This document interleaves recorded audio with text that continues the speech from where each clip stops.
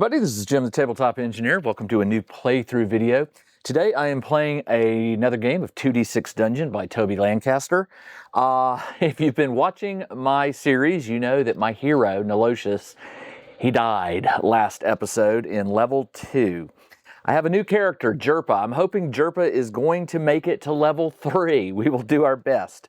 The good news is after I died, I went back and I reread the rules, and every time I read the rules, there's something I discovered that I forgot or didn't know the last time. What killed me in the last game was my bad guy had a primary block and a secondary block. You can only use one of them, and I was taking both. So my bad guy was not taking as much damage as he should have, and I think that possibly could have saved me. But you know what? It's okay. Jerpa has discovered a dungeon. He's going to start heading down, and we're going to get going. So Jerpa has chosen a great axe. He has two attacks. He has Chop, which is a 3/3, and it does D6 minus 1. And he has a weighted charge. I'm just going to call it a charge, which is a 1/2, and it is D6 plus 3. We will start with the entrance, and you roll 2 dice. It is a 2/5, and it has 3 exits. So starting right here, I'm going to come up, and 5 would be this way. So 2 will be here. 1, 2, 3, 4, 5. Another exit here, and we'll put one right here. And this will be my entry room. I can always come back to this safe spot. If I find a dead end, I've got 3 possible archways to go through. And hopefully one of these will get me to the exit down to dungeon number, or to level number 2. All right, so let's go ahead and get started. Just so you know, I start with 10 health, and I only have I have no XP. A shift of 2. This number can be used to alter my to alter the attacks that I do, and my jerkin blocks, excuse me, my jerkin blocks on a 4. All right, let's get going. First thing I'm going to do is I'm going to go through this north door. It is a 4/5 room. Oops, 4, 4, 5. So I'll go 1, 2, 3, 4, and by 5, 1, 2, 3, 4, 5, and like that. All right, let's see. How many exits? No exits. All right, so that is a dead-end room. That's not what I wanted on the first roll, but okay, not a problem. Let's see what type of room it is. This is level 1, so the level 1 room I think is on page 41, 42, 42. And you roll 2d6 for it. And I always use green as my primary, so it's a 6/3, and you consult the chart on page 43. 6/3 is a jail. Well, that makes sense. It's a dead end. This is room number 1. It is a jail, and I rolled a 6/3, and I always write the numbers down just in case I have to go back and reference it. Jail 6/3. There are some metal bars set into the stone floor, forming 2 dirty prison cells. A jailer jumps up. You must face them. If you survive, roll on ENP 1 minus 2. And this is a jailer, spelled Jailor, the British for that. All right, let's see. Level 1, jailer.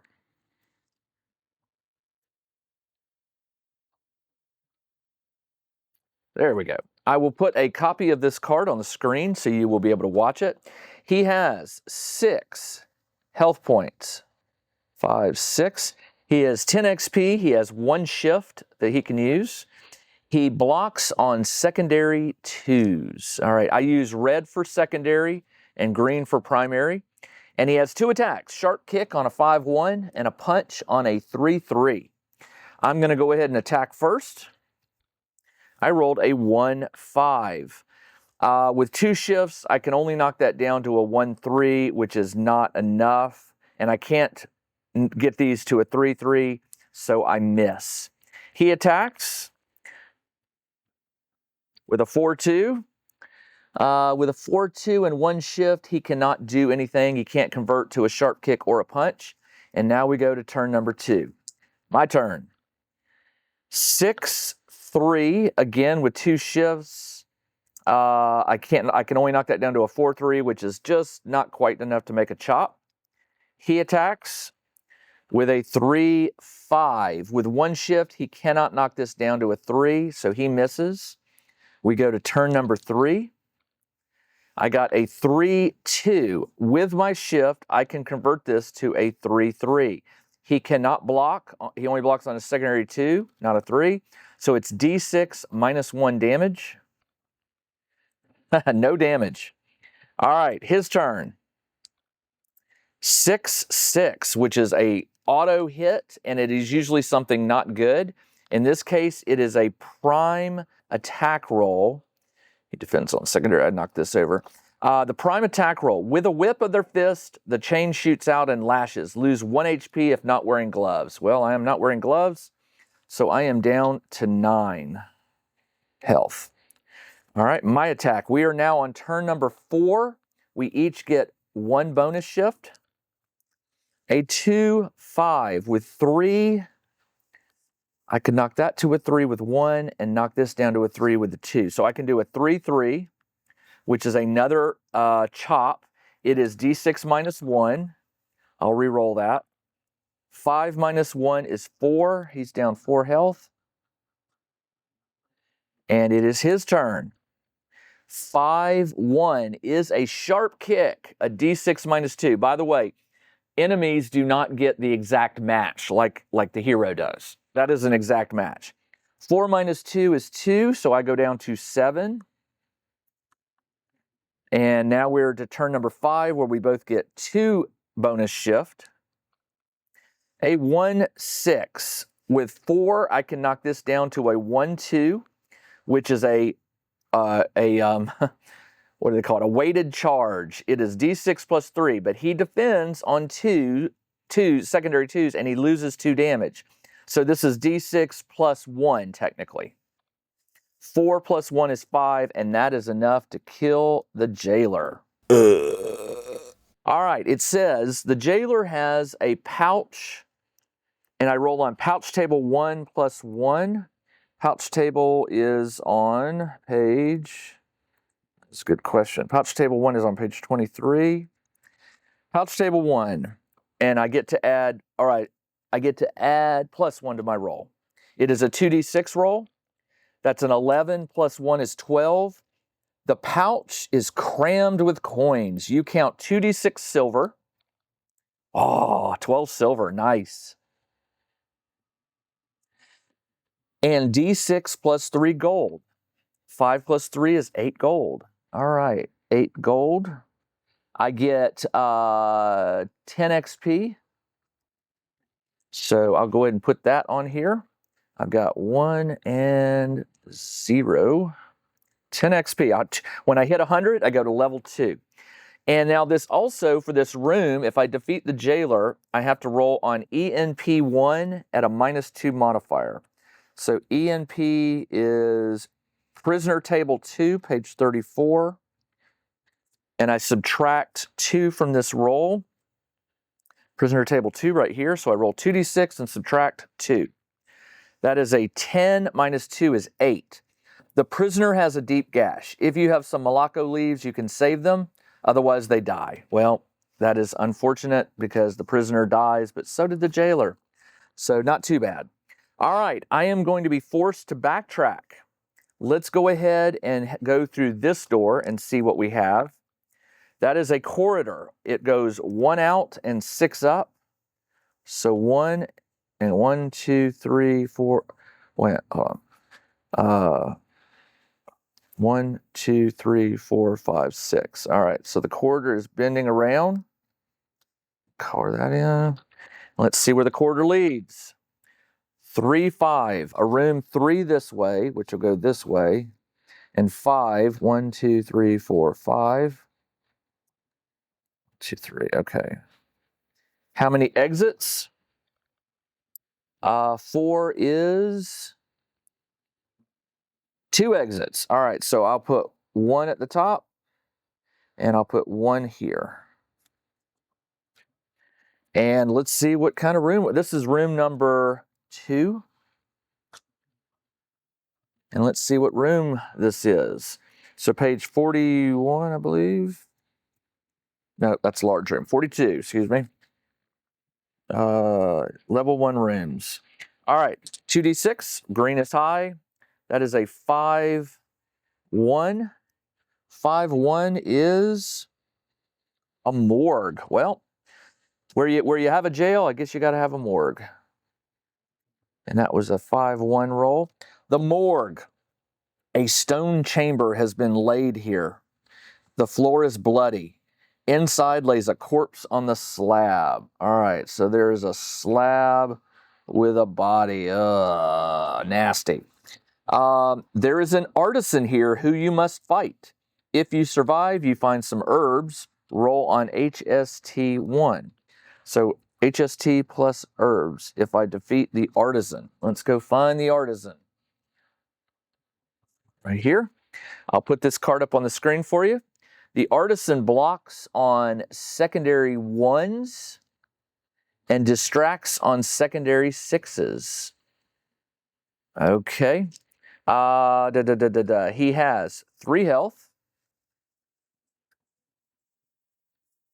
1, 2, 3. He is 5 XP and he has 1 shift. All right, I'm going to go ahead and attack. I rolled a 1-4. With my 2 shifts, I can actually knock this down to a 1-2. He does not block on secondary 2s, only secondary 1s or 6s, and I do D6 plus 3, so he is dead. 3 plus 3 is 6, and the artisan dies. All right, for the artisan, I roll on pouch table -2, so go to page, what was it, 13? Pouch table, no, where's pouch table? Pouch table 1. Pouch table 1, page 23. Okay, pouch table 1, and I roll at -2. Pouch table 1, -2. That is an 8. -2 is 6. There are D6 silver coins. 1 silver coin. All right, I get plus 5 XP. So I'm up to 15. And for the room, I get herbs and HST1. What is HST1? Herbs table, page 15. Oh, that's what this will tell me. Okay, so the herbs I find, it is right there. I roll a D6. 3 Elios petals. Elios petals.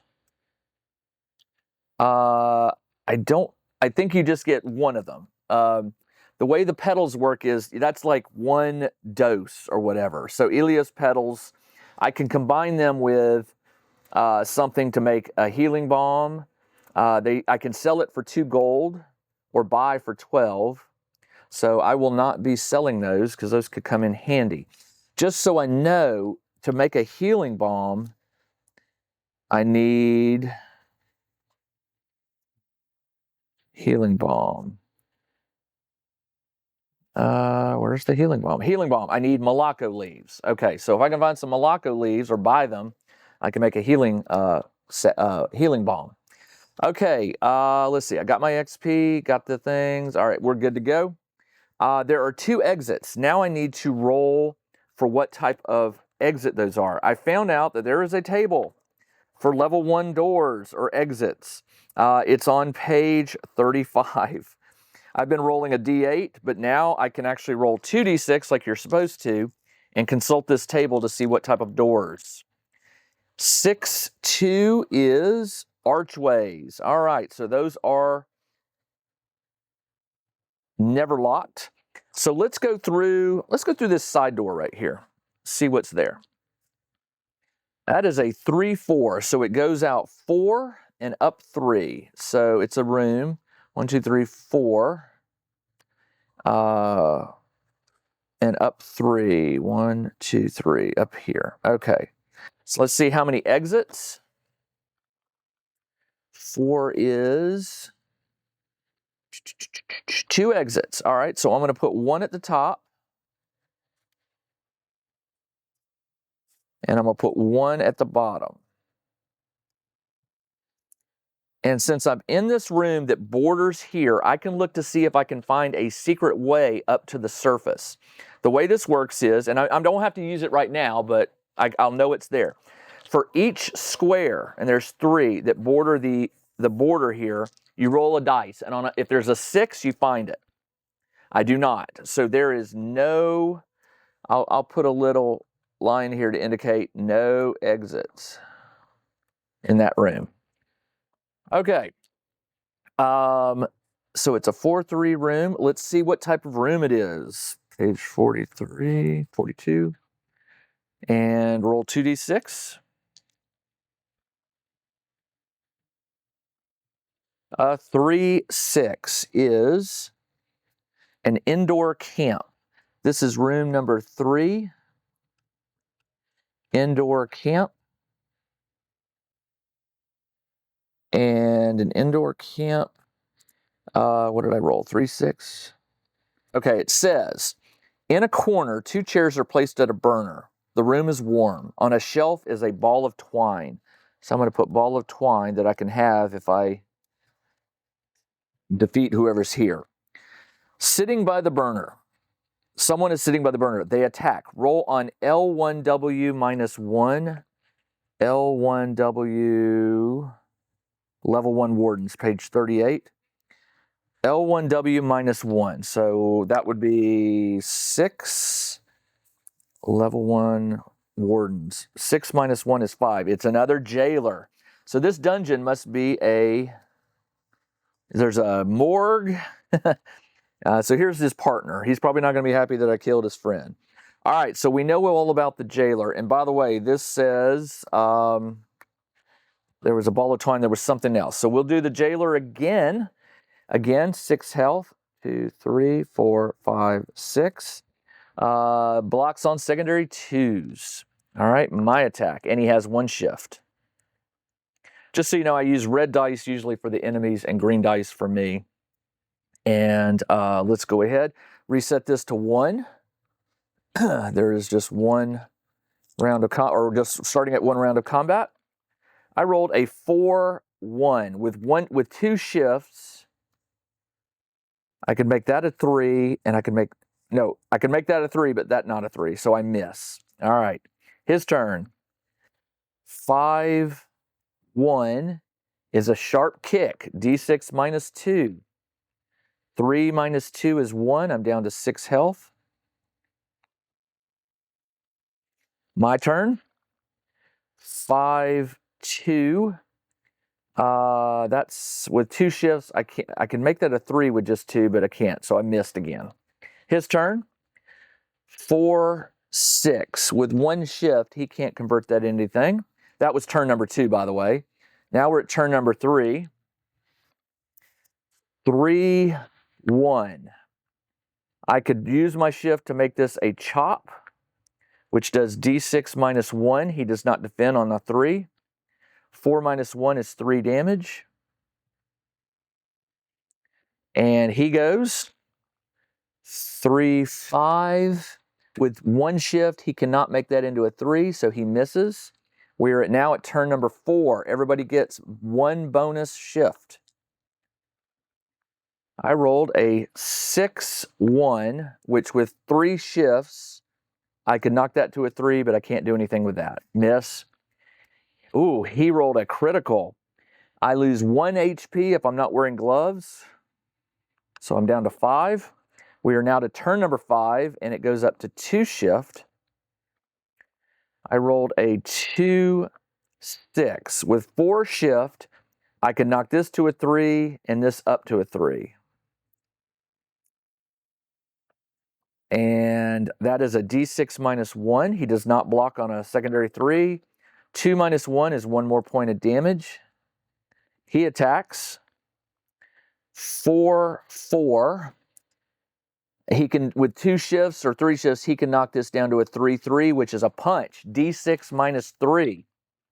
5 minus 3 is 2. I am down to 3 health. We are now to turn number 6 with 3 shift max. I need to hit this guy.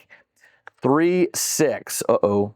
With 5 shift, I can knock this down. Well, if I want to go down to 4, I have 5 shift. Using 4, I could take that to a 2, but then I wouldn't be able to take that to a 1. So I can go down to a 3, 3, which is D6 minus 1. Oh, no damage. He goes 4, 1. He can turn that into a 5. Oh boy. If he does 3 damage, this is a D6 minus 2. 3 minus 2 is 1. I am down to 2 health. I got to hit him this turn. There we go. A 1, 2 is an exact. It's D6 plus 3, and I get to add my shift of 5. Yeah, he's toast. All right, the jailer dies. So I get a ball of twine. I also get a roll on PT 1 minus plus 1. That's page 23. Pouch table 1, and I get to roll, add 1 to this. 4, 5, 6. D6 silver coins. 2 silver. And I get plus 10 XP. So I'm up to 25. And the room was 3, 6. 3, 6. If you survive, roll on IAUT1. IAUT1. You'd think I'd know these by now, but I don't. Interruptions and the unexpected. Page 36.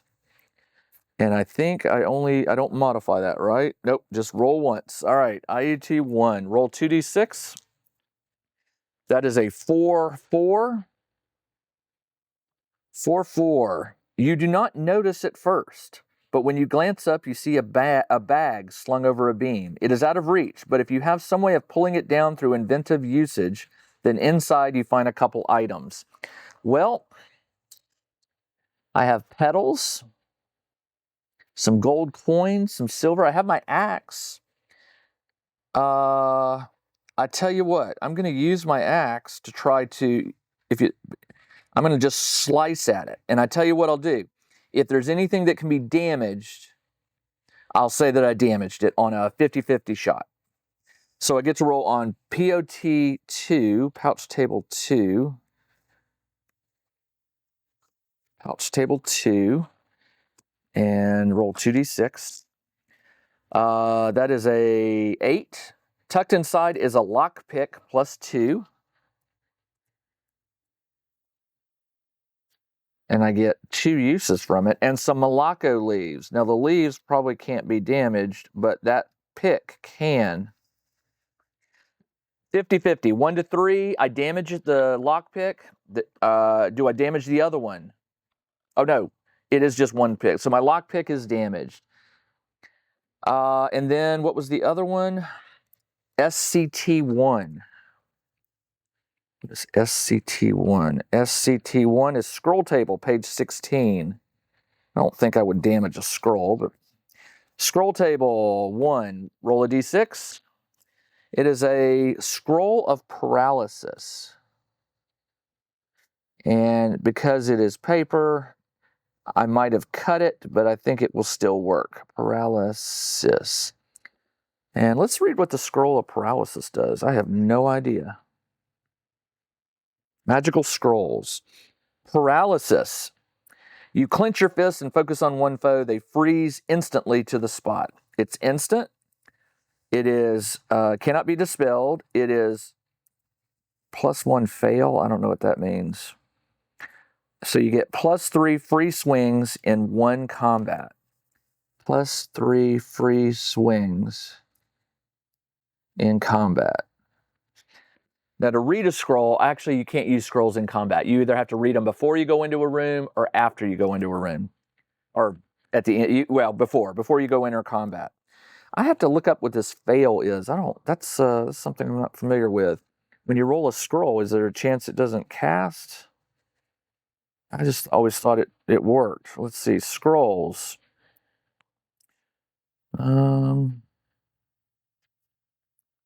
I know it was here somewhere where it said scrolls, using a scroll. Here we go. Okay, one more page. Scrolls, where are they? Using magical scrolls. Scrolls can be cast at the very start of combat or outside, but never during. The way once a scroll is read, even if it fails. So how do you? To cast, roll a d6/6. If you roll a double, you have locked in the power and carry out the scroll's effect. Otherwise, the spell fails. You can use your discipline to shift the dice to a double, following the same process as maneuvers. Okay, good to know. So the fail on it was +1. It's like you treat that like a shift. So where was it? Scroll, paralysis. The fail was +1. So I get a shift of +1 on the fail roll. And my precision is 0 at level 1. So yeah, I'm pretty sure. Yeah, I have a 0 precision at level 1. So I would have to roll doubles to make it work right. Okay, I got the XP, I got the leaves. I'm gonna go ahead and I'm gonna use the Malacco leaves and the Ilios petals to make a healing balm. And a healing balm, if I remember right, is 2d, it's 1d, it's 10 health points. Let me double check that, but I'm pretty sure that's what it is. Herbs, empty container. Maybe it's in this main book. All right. Well, I try to keep these things to 30 minutes. Here we go. A healing balm, crushed Elia, applied to wound, heals 10 HP. Can be used once per rune. All right. I have a health potion, but I'm not going to use it. Instead, I'm going to burn my Malacco leaves and my Ilios petals so that I can go back up to 10 health and keep searching the dungeon. All right, that's all I got. This is Jim the Tabletop Engineer. I'll be back very soon with another episode where we'll pick up and see where Jerpa goes next. Probably south, maybe north. I don't know. We'll see. This is Jim the Tabletop Engineer. Thanks for joining me. I'll see you next time. Everybody, take care. Check out the new RPG and Wargame newsletter. Each week, the Tabletop Engineer shares news, products, Kickstarters, and much more related to the gaming hobby. It's free to subscribe, so check out the link in the video description below to sign up.